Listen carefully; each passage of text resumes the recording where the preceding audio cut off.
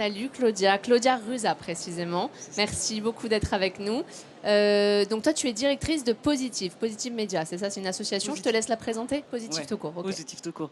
Ouais, Positive, c'est une association qui agit au cœur des quartiers pour aller chercher des talents, échanger avec eux. Il y en a en fait souvent qui pensent qu'ils n'ont pas de talent ou en tout cas que c'est pas fait pour eux.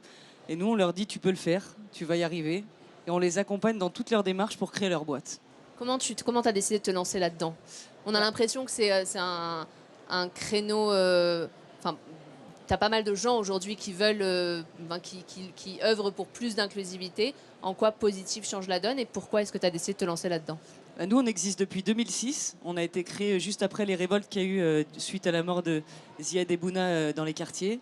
Et donc, à cette époque, on a mené une étude pour comprendre la raison de cette révolte. Et on s'est rendu compte qu'au-delà de ces deux jeunes qui étaient morts, euh, l'exclusion du professionnel et l'éloignement du marché du travail jouaient beaucoup. Et donc, on est allé au cœur des territoires, en hyper proximité, avec les gens en leur disant ben, vous êtes parfois victime de discrimination.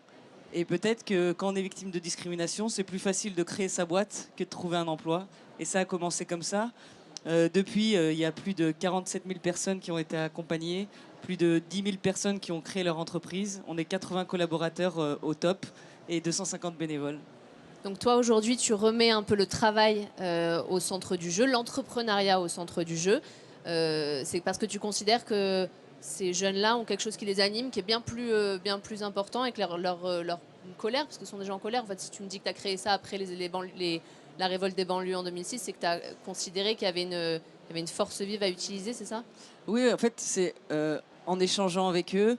Euh, en fait, moi, par exemple, je viens d'une famille où on n'a pas fait de grandes études particulièrement ou autres. Mais en revanche, on m'a toujours appris à faire.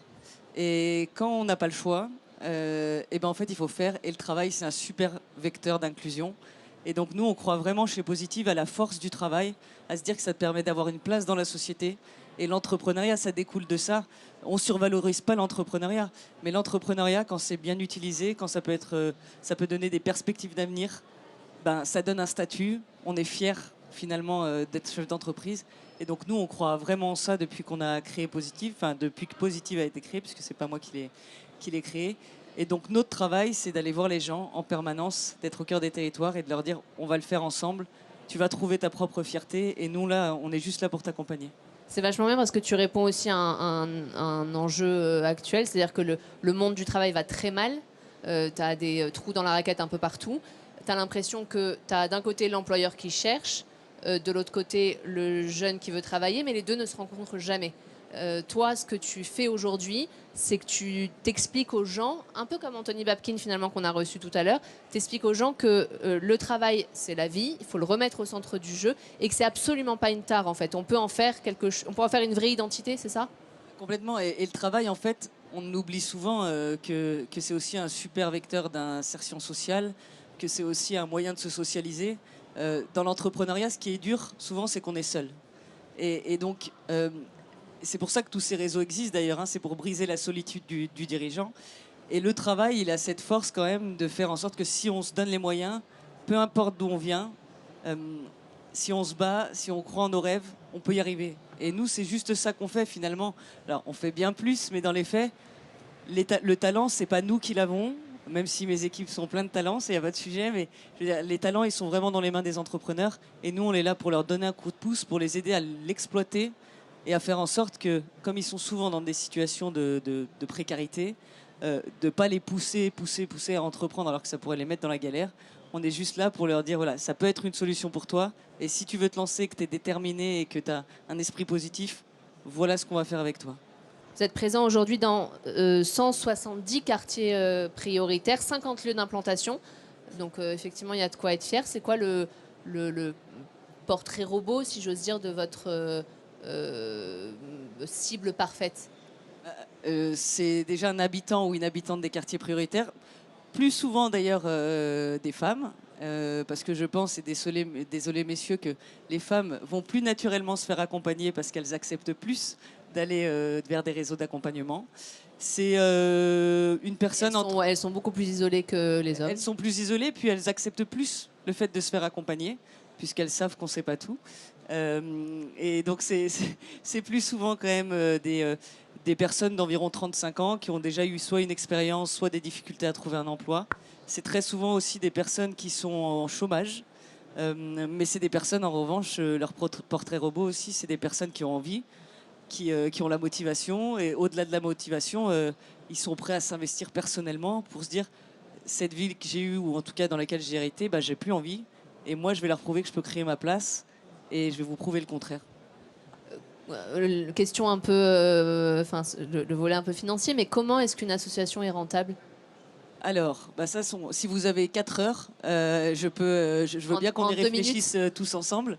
Mais c'est compliqué déjà parce que moi je trouve que le secteur associatif il est assez dévalorisé, alors que on fait quand même une grosse partie du travail aussi de l'État, ou en tout cas pour maintenir une certaine cohésion sociale. Donc notre rôle il est important. Demain, s'il n'y avait plus les associations, je pense qu'on serait dans une situation chaotique.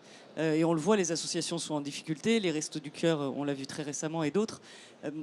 Une asso, déjà de base, elle n'a pas le droit d'être rentable, puisqu'elle n'a pas cette vocation-là. En revanche, nous, pour subvenir à nos besoins, bien sûr, on est soutenu par les pouvoirs publics, on a des entreprises qui nous aident, mais il y a un besoin d'hybrider le modèle économique des assos pour nous aussi générer des revenus, pour se dire on se développe. Parce que si on ne se développe pas, ça veut dire qu'on a moins d'impact, ça veut dire qu'il y a moins de gens qu'on accompagne, moins de gens qu'on aide, et au final, moins de gens qui sortent de la précarité. Tu as un exemple, très brièvement, parce qu'on n'a plus le temps, à nous donner de jeunes que tu as accompagnés et qui aujourd'hui revient sur son parcours et tu regardes et tu te dis, bon bah cool, j'ai fait quelque chose de bien là. Bah, c'est surtout, et je voudrais les remercier d'ailleurs, les équipes qui font ce travail-là. Moi, je suis plus là pour les accompagner, mais c'est elles qui font vraiment le taf.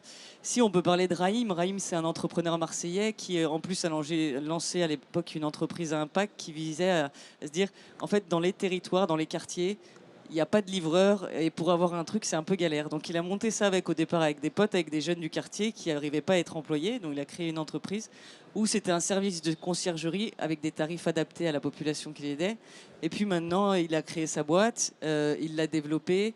Puis maintenant, il est ambassadeur aux Comores. Enfin voilà, je veux dire, c'est des parcours qui à la base, le gars, il était absolument pas destiné à faire ça. Mais quand on l'a croisé, on sentait que, en fait, il avait une détermination à toute épreuve. Et que quand on a ça, généralement, on peut aller jusqu'au bout de son projet. Merci beaucoup Claudia, c'était un plaisir de discuter avec toi. Merci.